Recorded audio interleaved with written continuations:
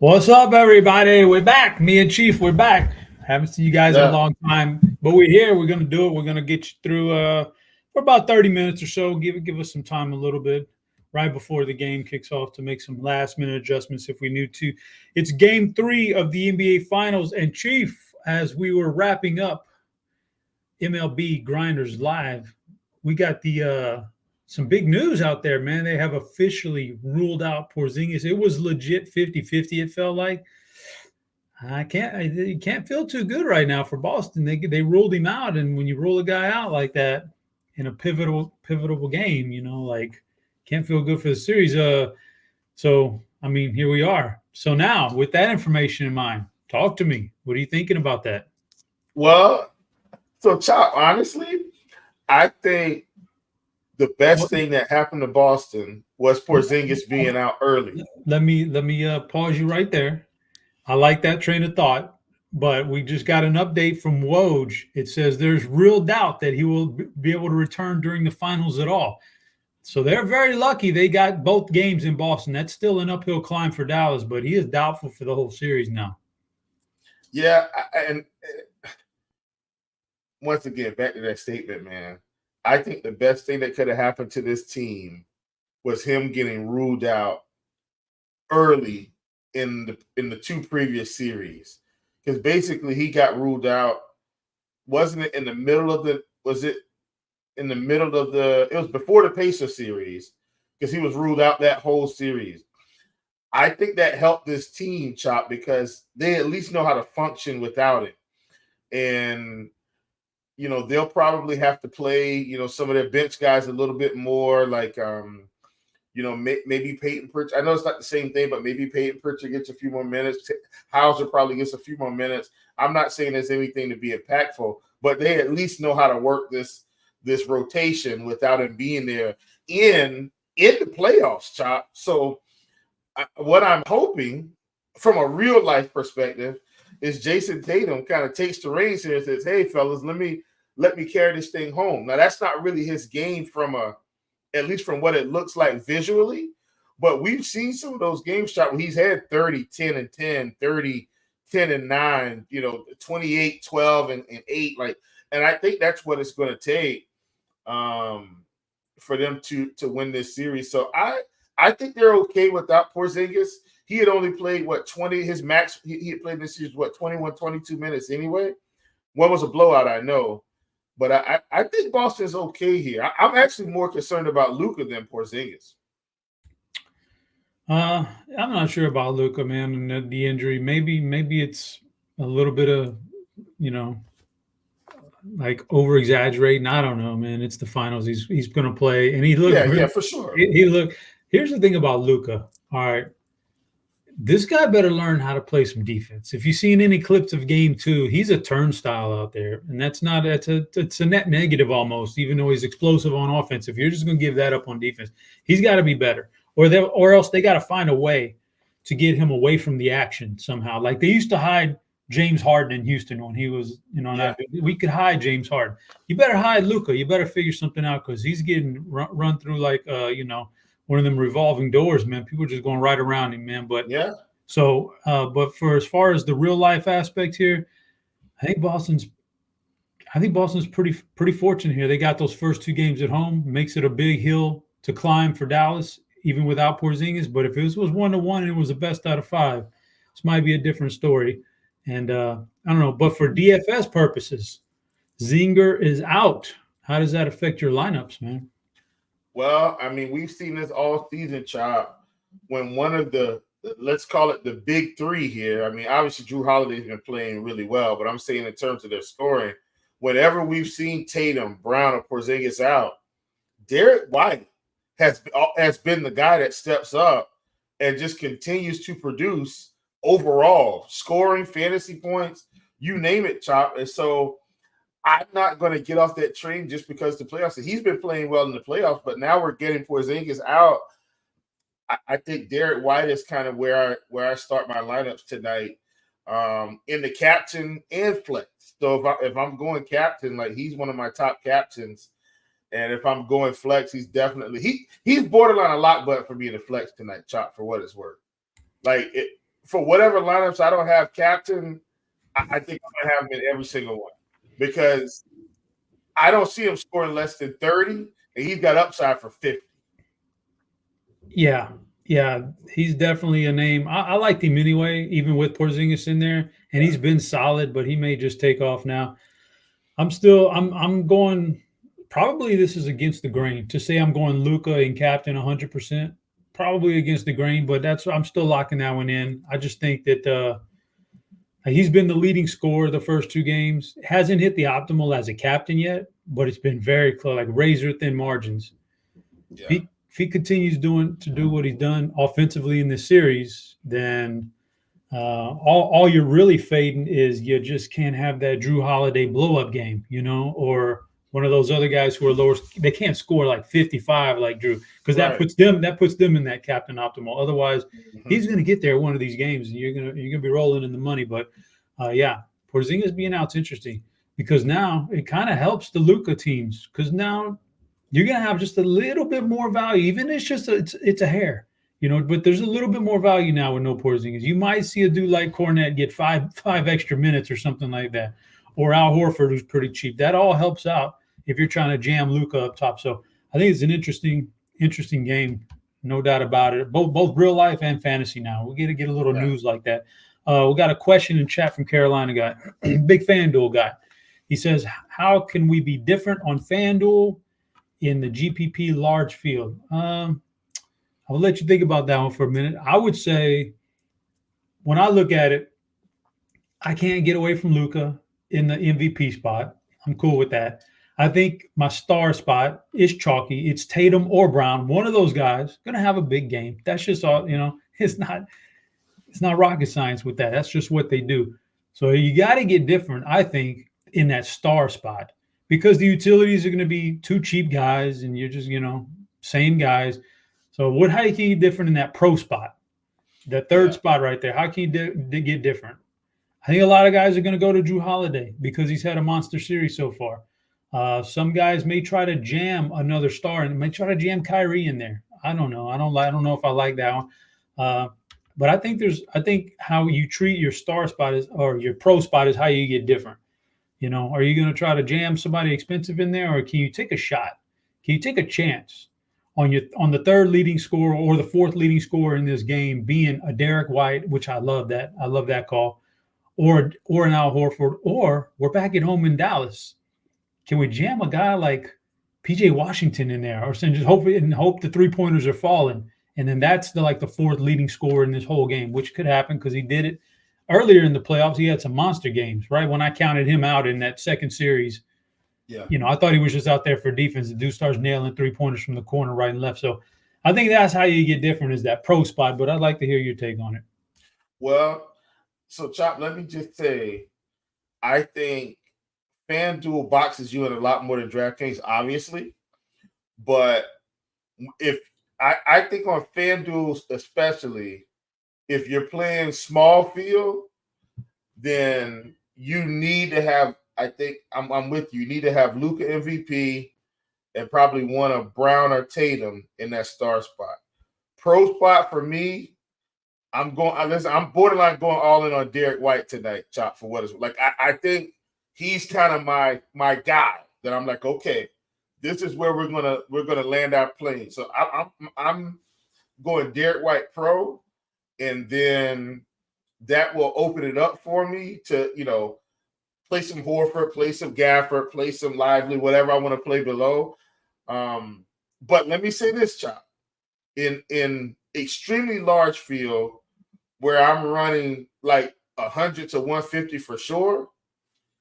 In that star spot, I'm playing Tatum, Brown, and probably White, Kyrie. Like, I'm probably playing them all there, and I'm playing them all in the pro. Like, I'm mixing and matching a lot more because I can to try and see because, kind of like Drew Holiday the other night. Drew Holiday ends up outscoring Tatum, Brown, and he's in that star spot, and then you get 40 points from White in the pro spot. You could end up winning the GPP with no Tatum and Brown because those cheap guys get you enough. I'm not saying that's the way it's going to work tonight, Chop, but I'm just trying to explain to people that if you're starting to run 100, 150, like you need to get a little bit more creative. I think if you're in single entry small field, you stick with Luka, Brown, Tatum, White, Drew, and then you might have to take a shot on a guy that you mentioned like Hauser or something like that to see if they can get you enough points. Or Derrick Jones Jr.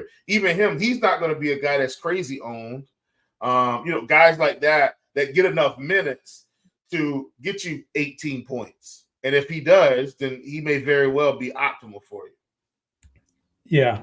So large field. There's also, you could play that angle where it seems like every once in a while, at least once a series, Boston, this is their thing, is they go out there and they just completely lay an egg. They get beat by 20 at home by Miami. They get beat by 20 at home by Cleveland. They do that sometimes. Yeah. Now, tonight could be that egg night. It could be. The Porzingis being ruled out might just kind of throw some cold water in their face, and they don't do that now. But there's a chance to do that. And if they do that, you could go Luka up top. Then you could have his running mate Kyrie in the star spot. Derek White in pro. You can fade Tatum and Brown all together. Hope they don't even crack. If they don't crack 40 on FanDuel, they're probably not going to hit the optimal anyway. You could do something like that. I don't mind playing that angle of it. We got a few questions in chat, and by all means, guys, that's what we're here for, is to mess around with the chat, answer questions, and shoot the breeze. So please get all those questions in. But let's just go for what about Boston center at the pro spot on FanDuel? If you mean Al Horford, yeah, sure. I don't see why Al Horford. There's nothing wrong with Horford tonight at all. In fact, I think Horford might. I think this Boston starting five is going to get a real heavy burden if it's not a blowout. We might get some extra minutes out of some of those bench guys. I still don't think they trust them very much. Yeah. So, yeah, that starting five is still looking good. What about White at star? I'll let you answer that one. I don't mind that, though. Yeah, I don't hate it. Look, White's still not Tatum or Brown, so I don't want anybody to get that confused. But I do think he has upside when the situation is right. I still think Tatum or Brown is the right call there. But if you want to play White to get different, especially large field, I'm okay with it. We got Mardon says role players play better at home. That is the thing about the NBA. That's what they say. The role players play better at home.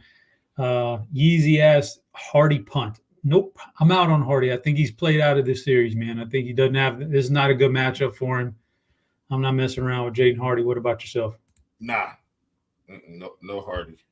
Yeah, it's just not a good matchup for him. So Al Horford season, sure. Thoughts on White and captain? Well, we've covered that one. Lip Chief loves him in captain. He would be my second favorite choice, but I have pushed the lock button on Luka in captain. So. But I think White would be my second favorite with the Porzingis injury. He's on the bubble, man. He's on the outside of that bubble already in the first two games. He's so close to just blowing through, and then now you get Porzingis out. So yeah, I love it.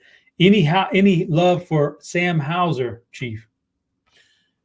Super large field like that, and it's got to be super large field like that. That's the only way I'm playing him. I don't think I'm playing him in anything small field, single entry, nothing like that. I would agree. I think after game one, I was like, oh, man, this may be a series where Hauser gets a little run. Then he kind of got reined back in a little bit more in game two. So I'm not sure where he stands right now. Might hit the 10-minute mark. I think he's super large fields. I'm with you. Are you thinking Kornet gets 15 to 20 minutes? My gosh, man! If Kornet got 15 to 20, I'd be shocked. Yeah, I think he'd get. Those would be terribly negative minutes for Boston. I'm not the coach. I'm not an expert. I don't think so. You think Kornet gets some heavy playing time here? Nah. Nothing for Kornet. Just very little. I don't think so.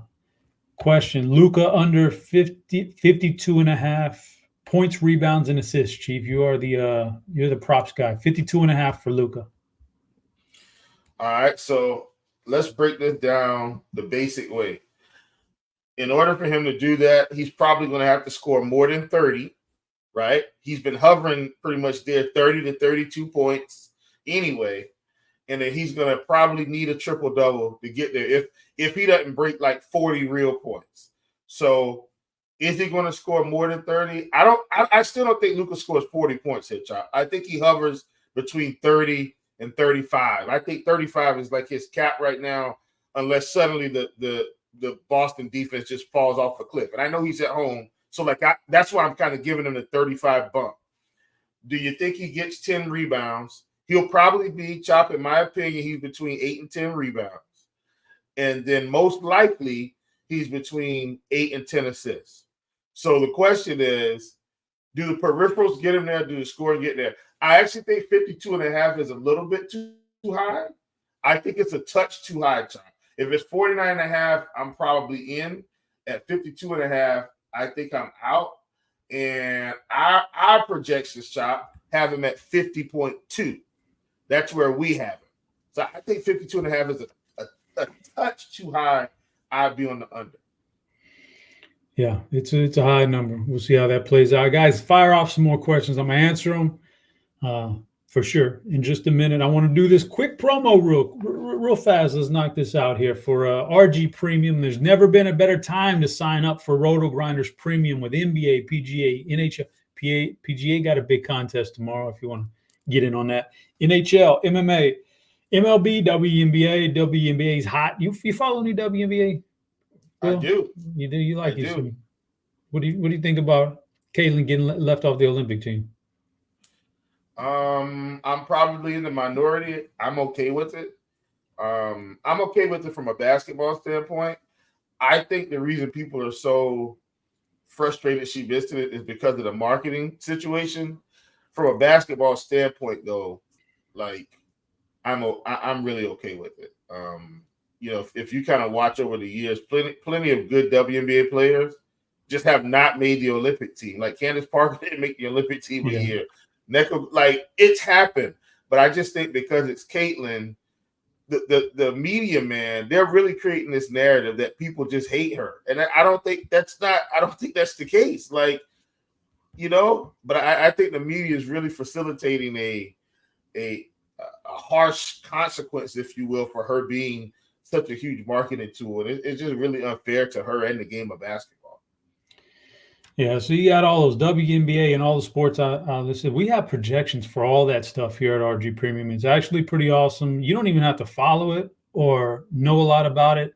Just crack open the lineup HQ, look at those projections and piece something together. Use the ownership numbers and the projection numbers, and you can piece together a competitive lineup every single slate. So we got that going on. Get yourself a 6-month combo subscription at an exclusive price of $469.99. It saves $250 instead of buying the 6 individual months of combo premium. So get it all at one time. You can also get your first month of RG Premium for $40 off for a limited time. Those that want a test run before buying can dip their toes in the water with a 3-day pass for $20. Not a bad deal. See what you got going on, especially get it for the weekend, guys. So you get all these sports and you can test out all of it, man. But it's there. It's nice and cheap, guys. Get you some more RG combo premium. It's good stuff. All right. Back to the action here, Will. Let's go. We got a couple questions rolling in. Here's another one. Okay, so we've talked about Hardy. We've talked about Cornette and some guys. And I understand on a normal slate, this is not stuff we would be looking at, but boy, you need some value, and all it takes is one little cheap guy to score 10, 12 points, and he hits the optimal, and that's what you're looking for in showdown of this size, is to try to hit the optimal. So somebody's asking about Josh Green, one of those cheapies. Has Josh Green earned himself anything in this series that you can look at for Game 3? I mean, I don't know how. I mean, listen, Chop, these Dallas guys have just been so unproductive. And I'm talking about the bottom of the bench guys. I think Josh Green gets, a handful of minutes, but I don't think the difference between him and, I think I'd almost rather play Hauser than Josh Green, unless, Chop, I will say this. I think you can almost build it both ways. And I think for showdown sometimes, like, there doesn't have to be a right and wrong. Like, you can build a Boston blows them outside, and then you can build a Dallas blows them outside. And in either case, these bench guys get more minutes. You get what I'm saying? So Hauser could get 15. Josh Green could get 15. I'll tell you personally, I am on some Josh Green unders tonight. So I'm hoping he does absolutely nothing. But, if he helps somebody win $1 million, Chop, I'm all for it. Straight up, I don't like Josh Green. But if you're building for some form of an onslaught from either side, these bench guys should get garbage run last 4 to 5 minutes of the game. Yeah. So I'm on I don't think he lights up the scoreboard, but it's such a fine line between him or a cheap guy hitting the optimal and not hitting. It's a fine line. But you mentioned the one thing, Josh Green in a blowout is going to get the last 5 minutes of the fourth quarter. That's a key, because he's also going to get something throughout the course of the game. Right. Like he's going to get 10 minutes, 12 minutes through the first 3.5 quarters. He's going to get something. And if we get the blowout, boom, he's finishing, he's closing out that game, and that could be a good thing. You have to kind of, I get it, guys. You have to kind of play for that. And in fact, we got this next question. It says, very valid question, man, by Wig. Favorite player 3K or under? I'm on DraftKings, Chief. You gotta, make some concessions if you're gonna jam in some studs. Who's your favorite 3K or under? I'm thinking Hauser because Luka's out. Because Porzingis is out. That's kind of where I'm landing. Hauser and Pritchard were already getting like 10 to 15 minutes, 10 to 12 minutes. Let's call it 10 to 12 minutes, Chop. And so I think Hauser gets to 12 to 15 minutes in this game. And so that's why I'm leaning with him. I think when you look 3K and under, all these guys, you just never know. Yeah. One of these guys goes in there and just somehow hits the first 2 3-point shots, boom, it's over. They may very well hit the opto, but I would say under 3K. I do like the Hauser call. I'm kind of out on Kleber. I don't know if the Porzingis thing changes him at all, but he was definitely on the verge of getting benched for an entire game. He wasn't very good, but maybe Porzingis being out helps his case. I don't know. I don't think so, though. I do like the Hauser call. If I was going to go in a different direction, I'd say maybe, just maybe we get a little bit of Dante Exum here, because the other guys aren't doing anything. Exum can handle the ball a little bit. Maybe we get that for real cheap. So, any of those guys, though, down there that we've mentioned, I think are very much in play on this type of slate. How do y'all feel about Luka captain, Irving star, White pro, Gafford and Horford in one entry on? You know what, Don? I'd have to ask you what kind of tournament you're playing, because Luka, Irving, White, Gafford, and Horford is probably going to be duped. It just sounds like it's going to be duped to me. That's 5 really good players from this game. I think it probably needs to be a little bit different, but what do you think about that, Chief? What do you think about Luka, Irving, White, Gafford, and Horford on FanDuel? Oh man, you could. That's a dupe all the way.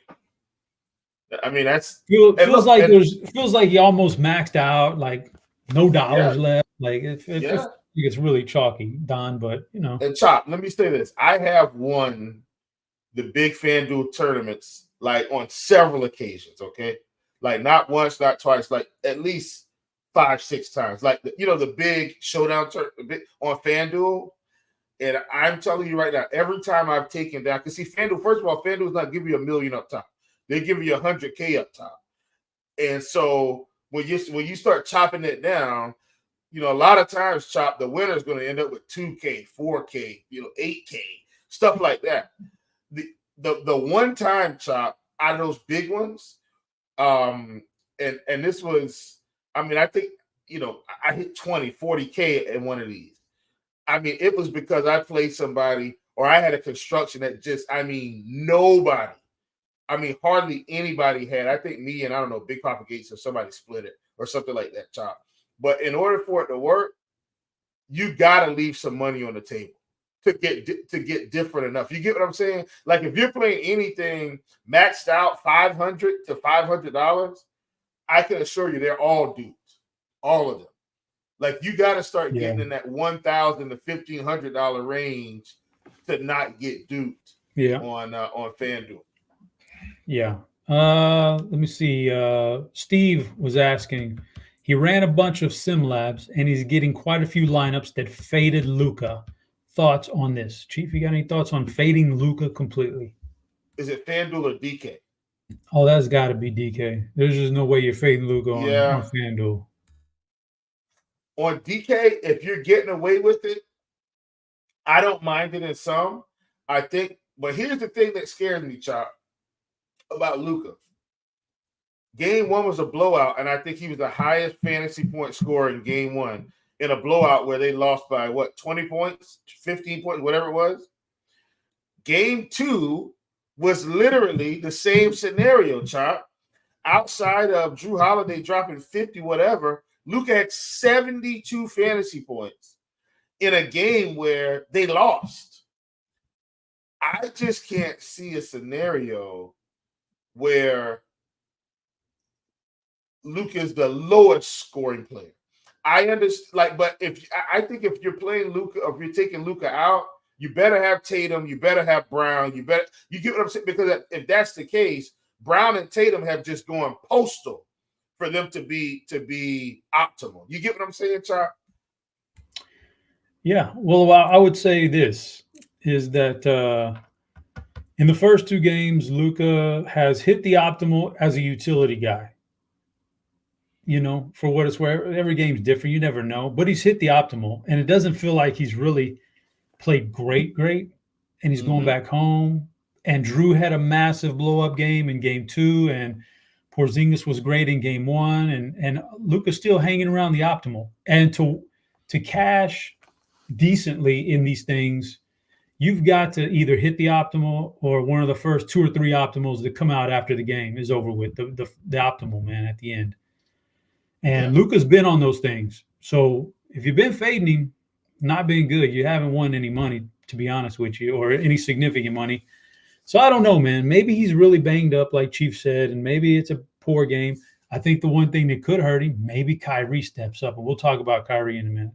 Maybe Kyrie finally steps up today and takes some of that scoring burden away from Luka, and those stats don't look as great for Luka. Maybe that's the difference. Because we're splitting hairs anyway. The difference between him being in the optimal and him not being in the optimal and being a bust might be 5 total points, something so small. Yeah. So I don't know. That's a tough one, Steve. I don't know if I'd do that. How do you feel got to that one? Luka going for 60 PRA? Maybe. Luka's pretty badass, man. I ain't hating on him. Too risky. Tyler wants to know, is it too risky to fade both Brown and Tatum on DraftKings? I don't think it's too risky if you're doing it, though. Like, the idea is you're playing – at that point, I feel like you're playing Luka and Kyrie if you're fading Brown and Tatum. That's my read on it. Or you're playing Luka and you got to have the peripheral guys. Like, you get what I'm saying, Chop? Like, either you're playing Kyrie because Luka and Kyrie together just totally outshine Brown and Tatum, or you're playing the Boston peripheral guys, which would be White, Horford, Holiday, with Luka. Because they, let's say White gets 42, Drew picks up 38, Horford gets 30, and then Brown picks up 40, and Tatum's at 48, but Luka's got like a 68 burger. You get what I'm saying? Like, now the cheaper guys have kept up enough pace, not only in point per dollar, but just raw points, that they've compensated for not playing the big guys. I think that's the only way you do it. Yeah, I would say that the build that works on is the Dallas blowout, and those 2 guys have a very average game, and Dallas blows them out, and it works there. But if Boston is competing in this game up to the end, and the last 3 minutes of the game it still hangs in the balance, it's because one of those guys did very well. That's just the way Boston is. So I don't know about the total fade, but whatever floats your boat, man. Nico, what are your thoughts on someone like Hardaway or Exum? I've already mentioned Exum. I think he makes for an interesting utility guy down there. That cheap Hardaway, I don't know if I completely X'd him out. I hope I didn't get any of him, but I don't like Hardaway at all. What do you think about Hardaway or X him? Let me say, I think he should be playing more. But that's Coach Kid's call. And as a result, I can't play him, man. Yeah, I don't like Hardaway. It's tough, man. Trust the guy in that spot. Who are your favorite captains? We kind of touched it. He likes Derek White quite a bit. I'm locking in Luka, DK, and Gafford. I did not think Gafford was going to perform very well in this series. I didn't think it was his type of series, but he's done well so far. He's been the better of the bigs for Dallas, and I gotta imagine that Porzingis being out only helps both Lively and Gafford. So I'm kind of in on Gafford. We got any Gafford love out there? Yeah, I don't hate that at all. Don't hate Gafford at all. J3, I am not into PGA right now. I've built some lineups, but I don't have enough info to tell you that. How do y'all feel about Luka, Brown, White, Horford, Jones? That seems all right. Luka, Brown, White, Horford, Jones. I can tell you that Don, that's going to be duped, man. Quite a bit. I mean, if you feel fine about it, and it may be the optimal, and it's one of those things where the big one is 50. If it's 50K up top, you look and you hit the nuts, you're tied for first place, and you made $700. It's that kind of a thing, because that's a chalky lineup. You got on FanDuel, you either be prepared to tie and not make nearly as much money with a lineup like that, or you just got to find a way to get different. You got to do something that makes you feel very uncomfortable. It just happens. DK GPPs, PJ Washington and Captain Chief. What do you think about that? No, I don't think he's got enough upside in this series. That's fair enough. Got to go White Captain or Big Al Horford. I think that's interesting. Luke Cornett. We kind of touched on him. Luke Cornett with no KP. I still don't think there's enough left for. I think Luke Cornett would get out there and probably get blown off the court, and his time would be cut short. But you never know, man. Coach Missoula, who knows? Maybe he's into beating his head against the wall, and he's going to play him for 15 minutes and get blown off the court. I don't know, but that's pretty much all the questions I see. We've been around here for about 30 minutes or so, about 10 minutes till this thing locks in. So we're going to go ahead and jump out of here. Chief, you got anything any wisdom to part upon the people before we jump out of here? Nah, man, I think we covered it all, Chop. Glad to come on with you. Hang out with you a little bit today, man. I don't know when this will happen again, so I'm going to cherish being able to hang out with the Chopster himself, one of the OGs. Well, we don't know how this series is going to go. We may have 7 of these puppies, man. You never know. Or it could be over with on Friday night. There's just no telling how this is going to be done. So, guys, we appreciate you tuning in. Friday is the next game. There will absolutely be a Friday for sure, and we will absolutely have a show on Friday.